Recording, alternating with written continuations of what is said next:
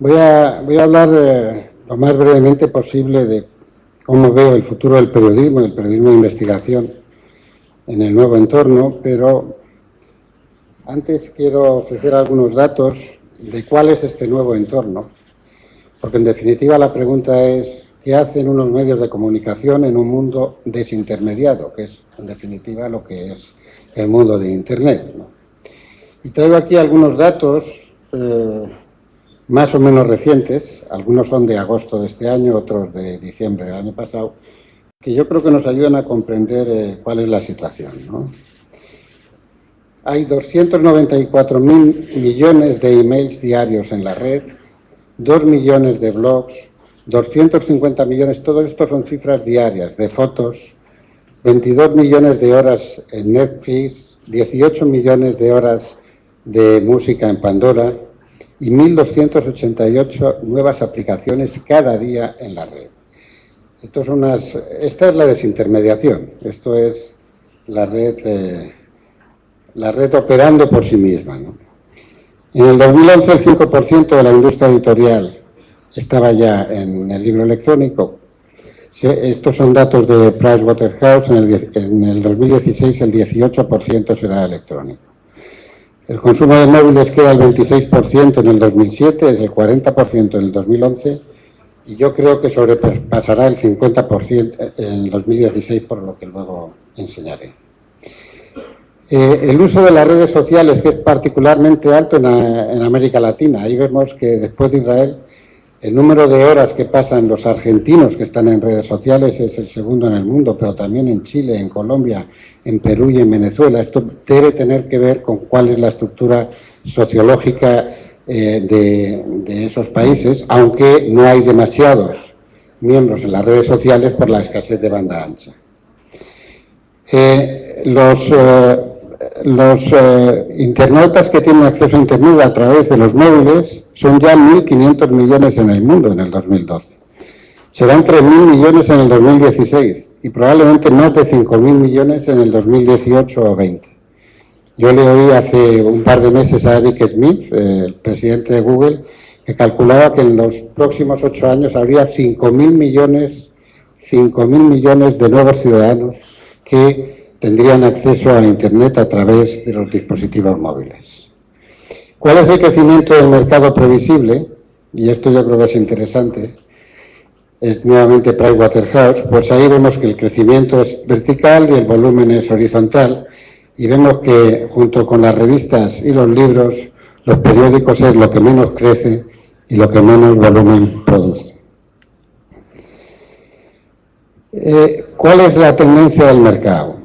Se había proyectado que crecería globalmente un 3% y creció un 4,9%. O sea, el mercado el año pasado creció más que las proyecciones, pero los periódicos crecieron menos. Se pensaba que esto es a nivel mundial, que iban a decrecer un 1% y decrecieron un 0,7%.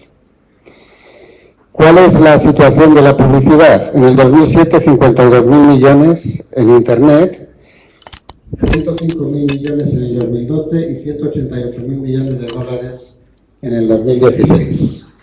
En los periódicos, 195.000 millones en el 2007, 168.000 en el 2012, 181.000 en el 2016. Pero eso es la suma de la publicidad en los periódicos en papel y la digital.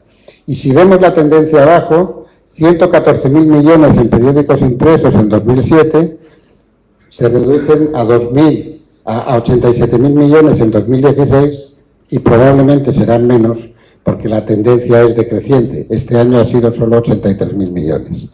Mientras que la publicidad digital prácticamente se duplica en 10 años, de 5.500 a 11.000 millones. Si vemos las tendencias en los Estados Unidos de América, pues de 2007 a 2016 se multiplica por 3, casi por 4, la publicidad en Internet y la publicidad impresa en los periódicos de 2007 a 2016 que cae más de un 50%.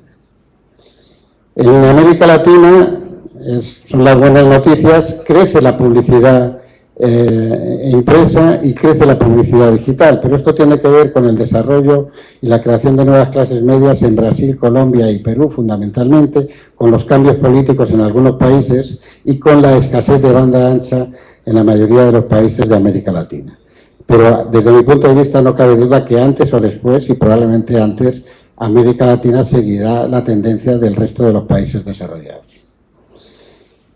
Aquí se ven nuevamente las cifras de América Latina, que son buenas noticias porque aumenta la circulación y los periódicos y la publicidad en la mayoría de los países. Y vemos lo que pasa en Europa. Nuevamente, de 31.000 millones en 2007 de publicidad impresa, pasaremos a 22.000 millones en el 2016, mientras que se va casi a triplicar la cifra de la publicidad digital, de 1.000 millones a 2.600 millones. La circulación de los periódicos está cayendo en todos los países de la Europa desarrollada y ese porcentaje es de crecimiento acumulativo, no es porcentaje total. Ahí vemos que en España hemos pasado de 4 millones a 3.300.000, probablemente serán menos, probablemente estarán 3 millones este año, y en el 2016 serán 2.800.000 ejemplares en circulación, ¿no? Esto es el mismo gráfico más expresivo de qué es lo que está pasando con la circulación de los periódicos en la mayoría de los países de Estados Unidos. Y esto es lo que pasa en España. El país, de 435.000 ejemplares en 2007, ha pasado a 337.000 en el 2012. Cifras de agosto. El mundo, de 336.000 a 214.000. El ABC, de 228.000 a 174.000. Si vemos lo que le pasó al país, es que la tendencia a la pérdida en la edición dominical es formidable, de 700 y pico mil ejemplares en 2007 a 425.000. Y esta es una tendencia general en todos los dominicales o suplementos dominicales de Europa y Estados Unidos. La publicidad impresa, las caídas que ha habido en Europa, nuevamente caídas del 20, del 18, del 23%. ¿Cómo crece la publicidad en Internet, en cambio? Pues subidas del 39, del 60, del 15, del 40, del 50%. Lo que pasa es que todos los estudios indican que por cada 10 dólares, por cada dólar que se crea en Internet, se pierden 10 dólares en las ediciones impresas. Y esta es una tendencia comprobable en Europa y en los Estados Unidos. Y por lo tanto podemos suponer que será una tendencia generalizada en el futuro. Ahí lo vemos, el país de 184 millones de euros de publicidad neta en el 2007, este año va a tener 62 millones de euros de publicidad neta. El mundo, de 135 millones, va a 50 millones. Y el ABC, de 87 millones a 38 millones. Son pérdidas superiores al 60% en menos de en términos anuales y en menos de 5 años. Una parte de esto se debe a la crisis económica, pero una parte muy importante es estructural y se debe a los cambios tecnológicos. Mientras tanto, ¿cómo crece la publicidad online? Pues espectacularmente. Ha pasado en el país de 10 millones a 15 millones y pico, nada más que en 3 años. Pero las cantidades absolutas son muy pequeñas. Es decir, que como digo, que en 3 años creamos 5 millones en Internet y perdemos 60 o 70 en el diario impreso. El país ahora es la web de noticias más leída en español en el mundo. Ocupamos el puesto 17. Delante de nosotros el primer periódico es el Mail Online y hay 5 o 6 periódicos ingleses. Está el New York Times también. El Mail Online tiene como 45 millones de usuarios únicos, el país tiene 12 millones y medio, el mundo tiene 11.900.000, son datos de Comscore. Y hay un periódico turco que está por encima del país y ningún periódico francés o italiano. ¿Esto es debido a qué? Pues debido a la respuesta que estamos intentando dar a esta situación, ¿no? En primer lugar, hace ya 3 años que adoptamos el lema de Digital First. Esto fue un debate muy intenso en la redacción. incluso dudas entre los redactores jefes. Si tenemos una noticia debemos darla en la red, que nos la van a copiar los demás y entonces vamos a perder una primicia. Y decidimos que sí. Decidimos que lo primero son las noticias en la red, independientemente de que las copien los demás o las den los demás. Y que eso no es, llegar antes ya no es la característica competitiva de un periódico. Un periódico es otra historia diferente desde que la red existe.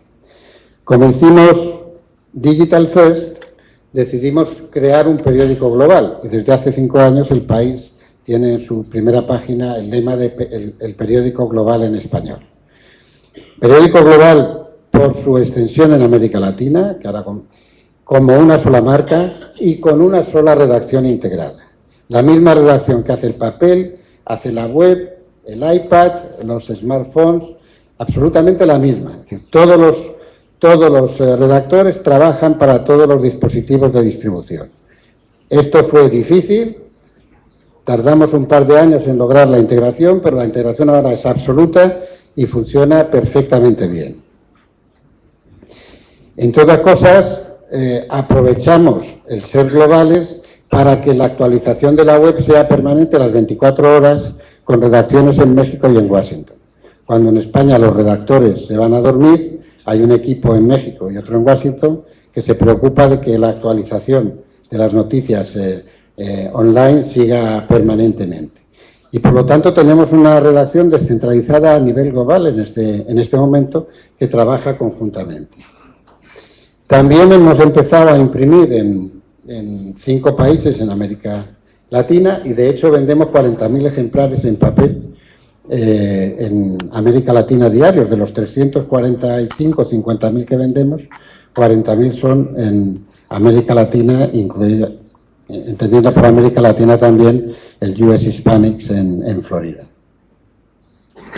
Y aquí se ve el resultado. Prisa tiene aproximadamente 20 millones de usuarios únicos, según Comscore, en la red. Hay más, estos son todas las webs de Prisa, no solo El País. Hay más usuarios únicos en América Latina que en España, de nuestras webs. El País, el 53% de esos 12 millones y medio, el 53% están en España, pero el 31% ya están en América Latina. De donde se deduce que efectivamente el tener un producto global en la red es importante a la hora de contabilizar tráfico y, por lo tanto, posibilidades publicitarias.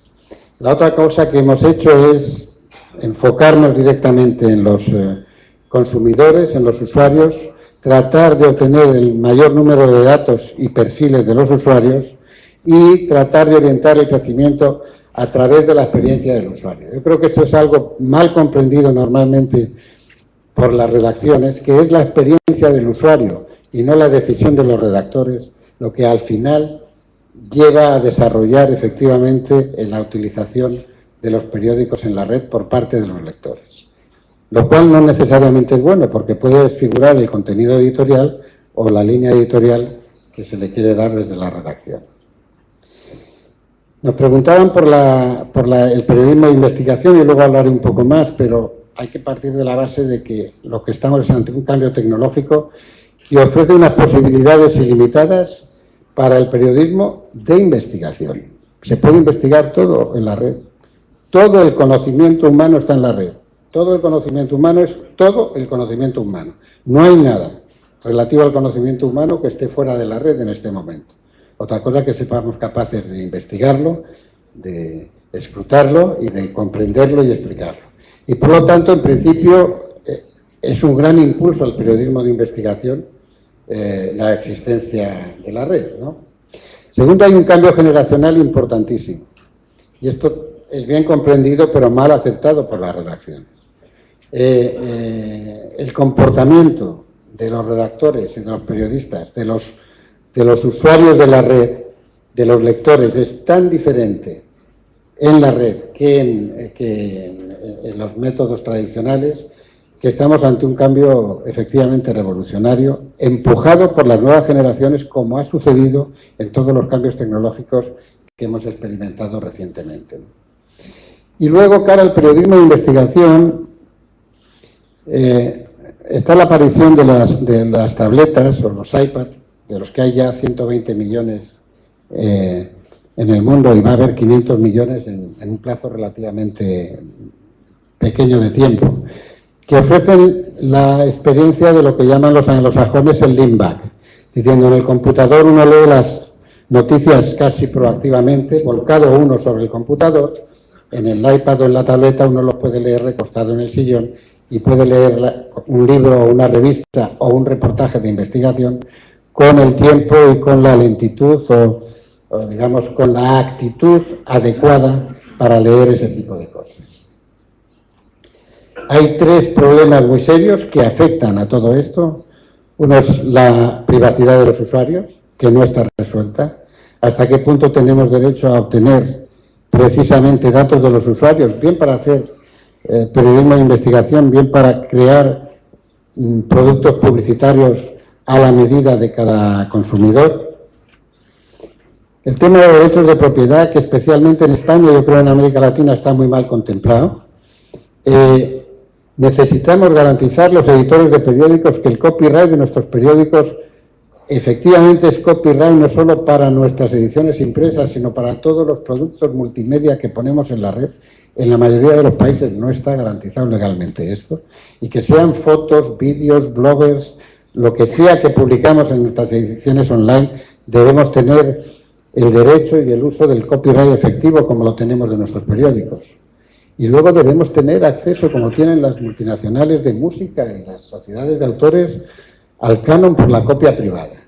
En España hay un canon que se paga cuando se compra hardware, porque se supone que se van a realizar copias de discos o de vídeos, etcétera y tal, y que van precisamente a las sociedades de autores o a las discográficas, etcétera.